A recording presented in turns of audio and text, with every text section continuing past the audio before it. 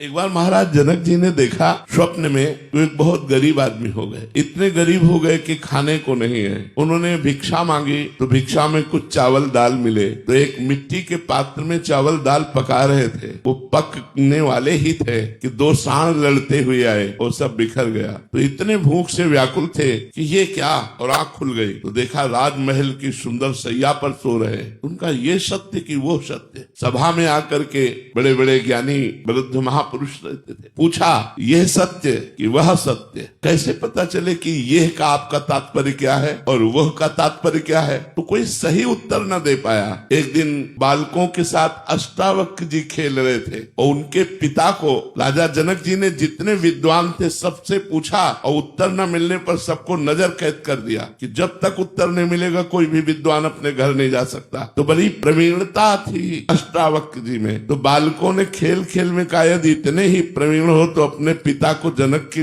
नजर कैद से छुड़वा लो। तो माँ के पास गए और उनका आज तक आपने बताया नहीं कि हमारे पिता जनक की नजर कैद में है, मैं अभी जाता हूँ। तो उनका बेटा पति तो गए ही और तुम भी, हमारे पास कौन रह जाएगा? उन्होंने कहा माँ मैं समस्त विद्वानों को एक क्षण में छुड़वा दूंगा। अष्टावक्र जी गए तो सभा में जी पहुंचे तो अष्ट जगह से टेढ़े थे तो चाल तो बड़ी, तो सब हंस पड़े। तो उन्होंने जाते ही कहा जनक की सभा में हमने सुना था ज्ञानी है, लेकिन यहाँ तो हमें कोई ज्ञानी दिखाई नहीं दे रहा। तो जनक जी ने कहा आप सभा को ऐसे कैसे संबोधन कर सकते हैं कि यहाँ कोई ज्ञानी नहीं? बोले आप लोग पहले हमें बताओ हंसे क्यों? बोले आपको 8 जगह से टेढ़ा देखकर। तो बोले आत्मा को देखने वाला ज्ञानी और शरीर और हड्डियों को देखने वाला ज्ञानी। बोल जनक तेरा प्रश्न क्या है? अष्टावक्र जी गुरु हैं जनक जी के। जनक जी ने कहा ये सत्य कि वो सत्य? तो सीधे एक शब्द में उत्तर दिया, ना ये सत्य और ना वो सत्य। जो जागृत है वो तुम्हारी स्वप्न अवस्था में असत्य हो गया और जब जागृत में आए तो स्वप्न अवस्था असत्य हो गई। इसलिए न जागृत